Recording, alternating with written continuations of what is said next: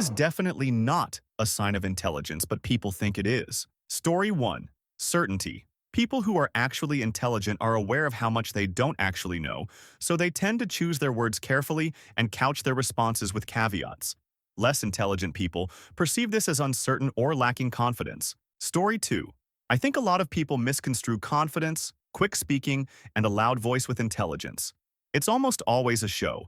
It's really weird how American culture glorifies that behavior, while slower, more calm and thoughtful speaking behavior patterns are ignored or just seen as weaker. That's just my perspective, though, completely anecdotal. Story 3. Always having an answer. A coworker would always have a confident answer to any question.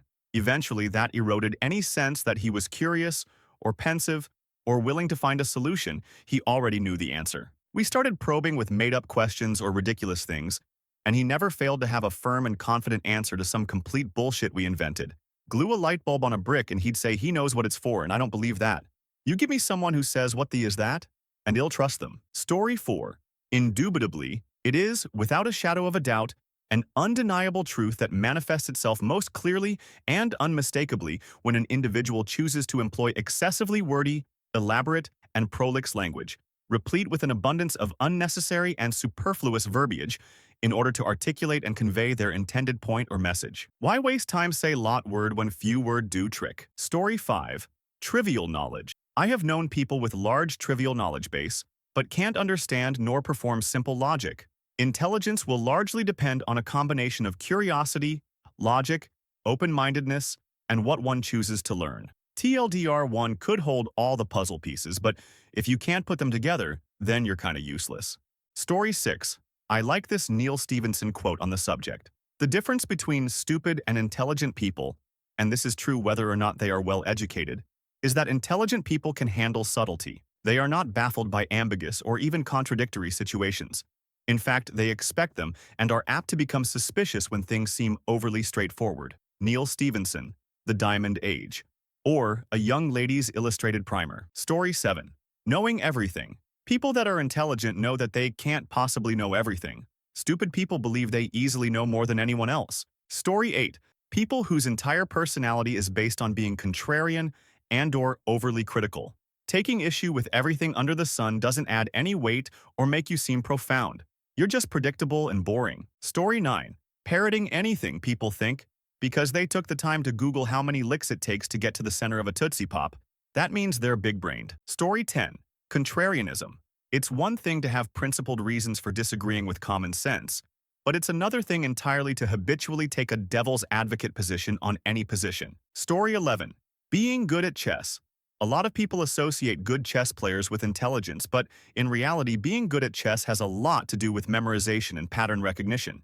Even the top chess players in the world admit that their ability to play chess at a high level isn't an indicator of their true intelligence. Story 12. Talking down to people about a subject you know they are not actively studying, devoting a life to. The smartest people in the room are ones who will happily dumb things down so anyone can join in with thoughts. Stephen Fry, British chap, is the absolute king of this. The man knows so much, is super smart and bright, but doesn't try to bombard people with technical terms save to educate. He will talk simpler to people so anyone watching can follow it. Story 13. My grandfather only had an 8th grade formal education and had to drop out to help his father work our family ranching operation. He was the most intelligent man I have ever met. He had what we call horse sense and would point out things to me that would never occur to me to consider. He would do a thing that we call country dumb because he had a strong Texas accent. Underestimate this man's intelligence at your peril. It always worked out in his favor financially. I would watch him in awe. He was wildly successful and very wealthy. He also developed some crop rotation, organic farming methods way before they were popular, and animal husbandry techniques still in use to this day. The Cattlemen's Association in our vicinity nominated him so many times for Rancher of the Year, they eventually had to exclude him because he always would win. I followed him around like a shadow and I truly miss him. Story 14. Confidence. You can be the most confident mofo in the room and still be the dumbest person I've heard all day. And on the flip side, you can be super shy and be the smartest guy in the room. Story 15. Remembering every detail of a TV show from 10 years ago. It's impressive, but not exactly Einstein-level brainpower, more like a mental DVR on overdrive. Story 16. Being good at taking tests. Speaking as someone who was always good at taking tests in school, I know people who I think are as smart as, if not smarter than, me, whose levels of intelligence were not effectively or accurately captured by the typical educational system. Story 17. The dumbest people I've ever known are incapable of being wrong. The smartest people I've ever known are the ones who know the inevitability of being wrong. And because they've spent years operating under that kind of intellectual humility, they're free to keep learning. They've been able to take the most perspicacious views, the most supportable ideas, and the most recent findings from the smartest people they've ever known, and form their own perspectives. If someone can say, I don't know and I think I might be wrong, then that's someone to keep around. Story 18. A very specific thing I learned how to solve a Rubik's Cube, and there would be people that literally thought I was a genius because I was able to pick up one at someone's house or party or whatever and solve it on the spot in a minute. If you learn the basic way to do it, it's just memorizing steps. It has nothing to do with puzzle solving or intelligence. Story 19. Being in a leadership role in a company. Often people are moved up for reasons other than intelligence. Length of time at the company, politics, no one else to do it, and/or pure manipulation. Story 20. Mistaking knowledge with intelligence. Like almost all those ask questions to show how stupid people are don't show people being stupid, they show people lacking knowledge. And ironically, they show the person filming the video lacks knowledge about the meaning of words. Story 21. Playing chess. You often see chess used in movies to signal that a particular character is intelligent because they play chess. Yes, it may encourage strategic thinking and pattern recognition, but is overused as a signal of intelligence. Story 22. Advanced academic degrees. For the most part, nearly every advanced degree available can be achieved by persons with average intelligence. Degrees are not awarded for creating or discovering new knowledge. Instead, they are given for memorizing and regurgitating already established knowledge. Advanced degrees are a sign of education, not intelligence. I have known people with PhDs in highly specific fields that I seriously wondered how they were able to function in society without killing themselves or others due to them being so inept. Story 23. How they use big words in sentences. Congrats! You have a big vocabulary. No need to use it on a simple sentence on a text to a friend. Keep it simple. Story 24. Knowing a lot of things. Storing a lot of information by studying is not the same as having a high cognitive capacity. Many people, however, consider people who read many things to be intelligent. Story 25. PhDs. A title does not guarantee that the person is intelligent. And for the movie directors in the world, having 3 PhD is not synonym of being intelligent, is synonym of being an underpaid masochist with enough founds to do whatever he likes in life. Story 26. Typing sentences like you've just ate a thesaurus, in the hopes that you'll confuse the person you're having a discussion with enough to win an argument. Story 27. Being able to memorize and recite knowledge, especially using big words but being unable to rephrase something to be better understood. It has little to do with intelligence and a lot with memory. Yet at school we are taught to memorize info like machines. Story 28. Good grades. No offense, but there are cheaters, and Google to help people maintain those, while the smart people bust their butt studying and sometimes barely scrap by with a B. Story 29. Having a degree. It shows dedication and education but says nothing about intelligence. People with degrees have said and believed some very stupid things. Story 30. When people use those buzzwords like intersectionality, patriarchy, heteronormative, and others all in a sentence, it's usually a response to a question or to a discussion that person doesn't know the full answer to, just saying nothing but saying something to sound smart. Story 31. Having a college degree is not a guarantee of intelligence. These days, it's not even a sign of it. It's a sign of being able to afford it. I've worked with literally hundreds of people who possessed bachelor's, master's, and doctorates. Many were intelligent in a fashion. Some were legitimately geniuses in their fields, and some were also the dumbest individuals I have ever met. Engineers, scientists, mathematicians, educators, programmers, journalists, artists, military officers, and business people. I've worked with a lot of different folks. Story 32. Being contrary in normal conversations. The devil does not need an advocate, and if you do it in normal conversations with friends, where it's clearly unnecessary, you really ain't that bright. Story 33. Being able to win an argument. Sometimes it just means you're being so aggressive or just delusional that the other person decides to bow out because it's not a constructive conversation. Story 34.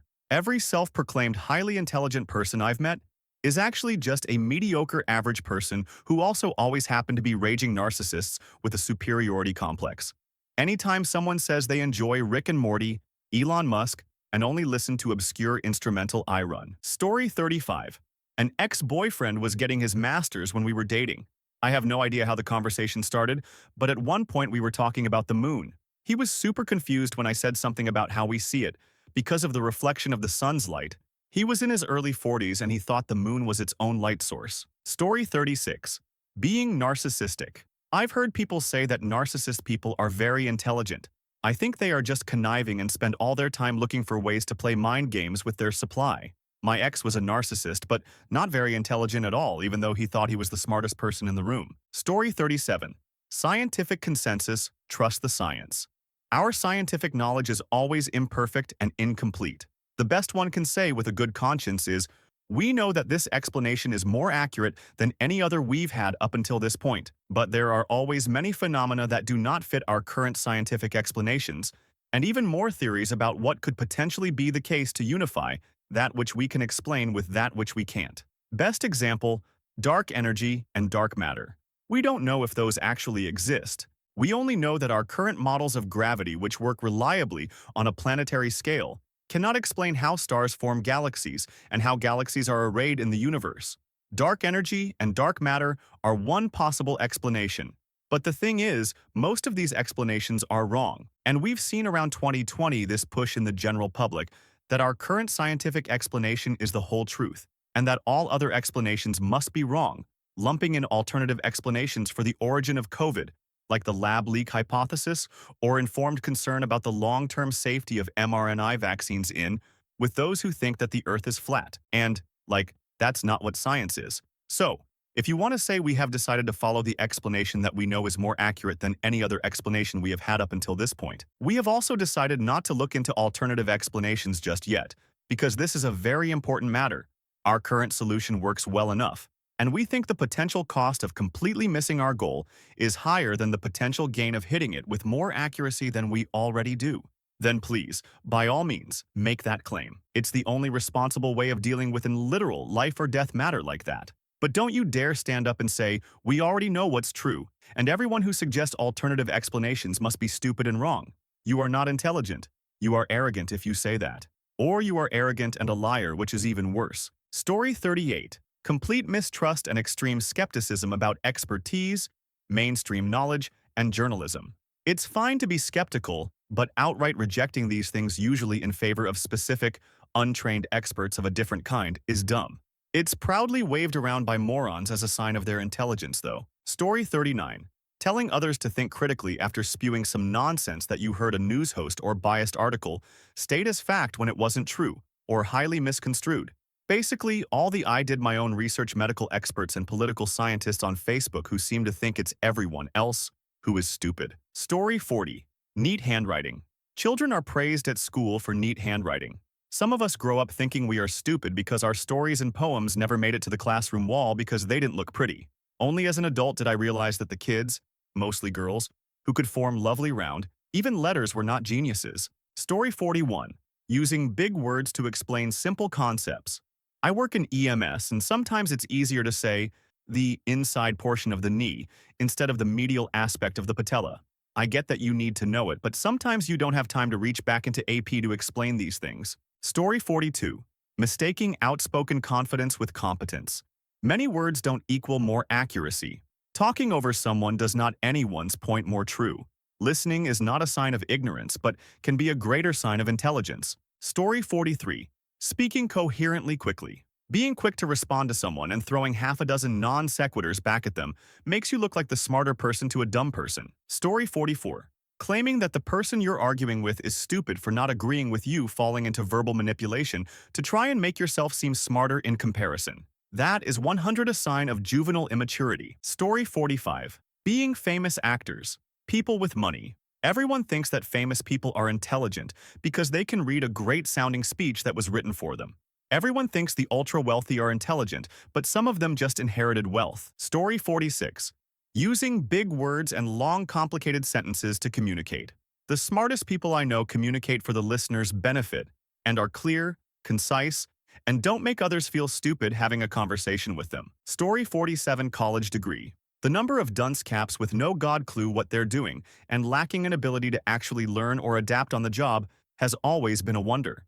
but they're immediately started higher because a piece of paper with their name on it is supposed to act as some promissory note of usefulness or quality. Story 48. Book reading.